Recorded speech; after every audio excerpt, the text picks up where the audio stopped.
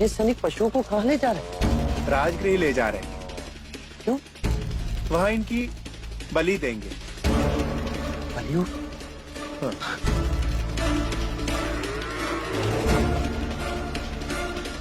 रुक जाइए। क्यों निर्दोष पशुओं पर अत्याचार कर रहे हैं आप? ऐसा बाबा, हमारा मार्ग छोड़ो।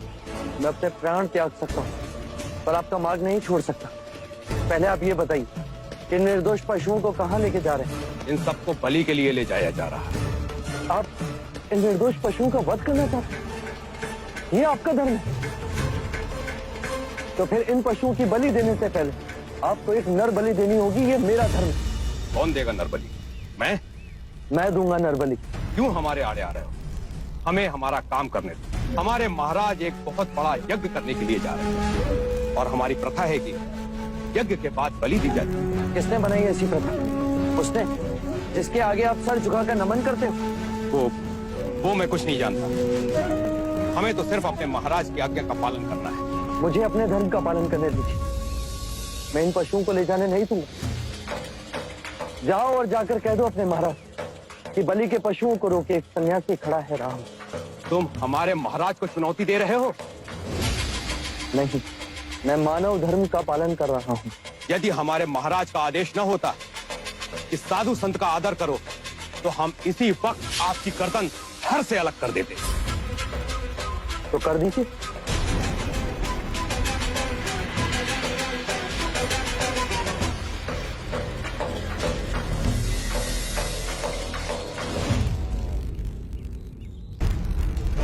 महाराज, 101 पशुओं की बलि यहाँ चढ़ाई जाएगी। उत्तर में मंडप सजाया जाएगा और 1001 विधियां उधर होंगी। ध्यान रहे किसी प्रकार का विघ्न न पड़े। महाराज की जय हो। तुम तो बलि के पशुओं को इकट्ठा करने गए थे। जी महाराज, पर पता नहीं कहां से बीच में एक सन्यासी आ गया। सन्यासी? ये सूचना लेने आए हो? महाराज, वो बीच मार्ग रोके खड़ा है।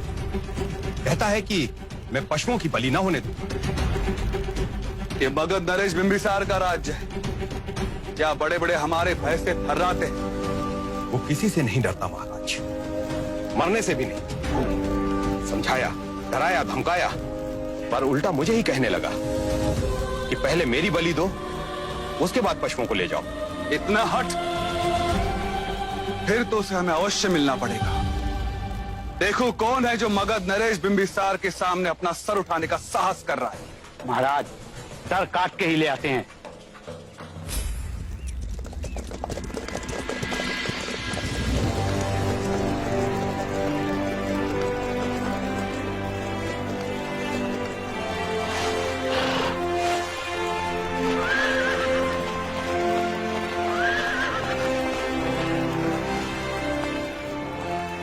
ये मेरा राज्य है। यहाँ केवल मेरा आदेश चलेगा। असंख्य राज्य बने, असंख्य राज्य बिगड़े, अनित्य ही जीवन का परम सत्य है। अब धर्म की शिक्षा तुम मुझे दोगे? धर्म के नाम पर यदि अधर्म होगा तो मैं उसका विरोध करूंगा। यदि सन्यासी नहीं होते तो अभी तुम्हारी बलि चढ़ा देता मैं। सन्यासी की हत्या के पाप से आज मैं तुम्हें मुक्त करता हूं।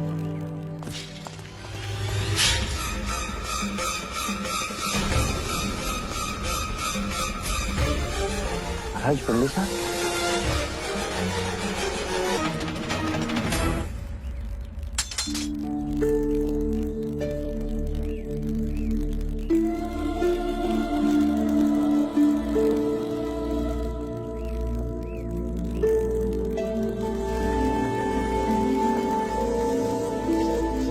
सिद्धार्थ, तुम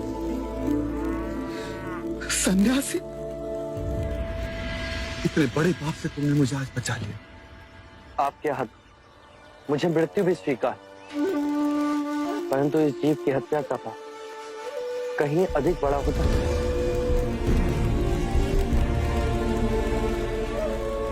प्रश्न ये नहीं मित्र कि मैं जीऊं या मरूं। प्रश्न ये, जीवन और मरण के इस चक्र से मुक्ति का कोई तो मार्ग है। यदि है तो उसे खोजना मेरा लक्ष्य है। नहीं तो इन मूक पशुओं की तरह अकारण ही जीऊंगा और अकारण ही मर जाऊंगा। क्या दोष है इन निर्दोष पशुओं का जो महाराज बिंबिसार आपको इनकी बलि देनी होगी? इनमें भी हमारी तरह जीवन की ऊर्जा है।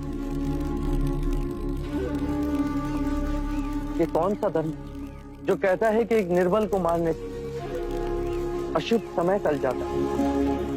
यदि इन मूक पशुओं के मुंह में जीवा होती तो ये भी पूछते कि पाप करे कोई और भरे कोई। यदि ये धर्म है तो आज एक निर्बल सन्यासी आपसे कहता है कि ये अधर्म है। आज मेरे मित्र ने मुझे अधर्म से बचा लिया। आज से मगध में कोई बलि नहीं दी जाएगी।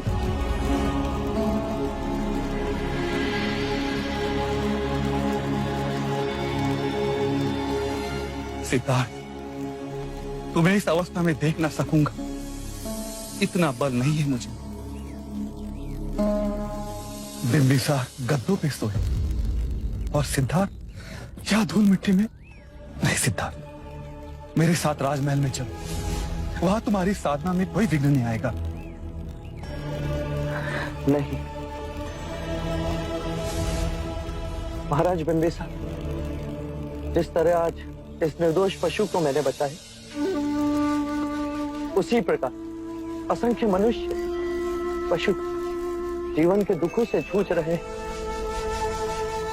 सर्वम दुखम दुखम, इस पीड़ा इस दुख का अंत मैंने पा लिया तो मैं सारे जीवों को शांति के मार्ग पर ले जा सकूंगा। औरों के दुख दूर करने के लिए अपने सुखों की आहुति देने वाला मैंने आज तक नहीं देखा। तुम जैसी महान आत्मा ने मित्रता कर मुझ पर कृपा की है सिद्धार्थ, मुझ पर कृपा की। अब मुझे जाने की अनुमति दीजिए।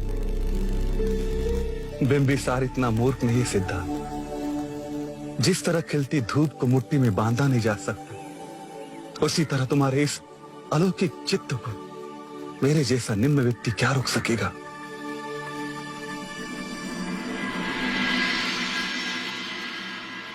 सिद्धार्थ,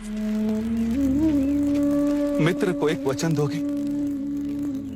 जब भी तुम्हें मुक्ति का मार्ग मिल जाए तब उसका ज्ञान देने के लिए इस बिंबिसार के पास आओ। वचन दिए।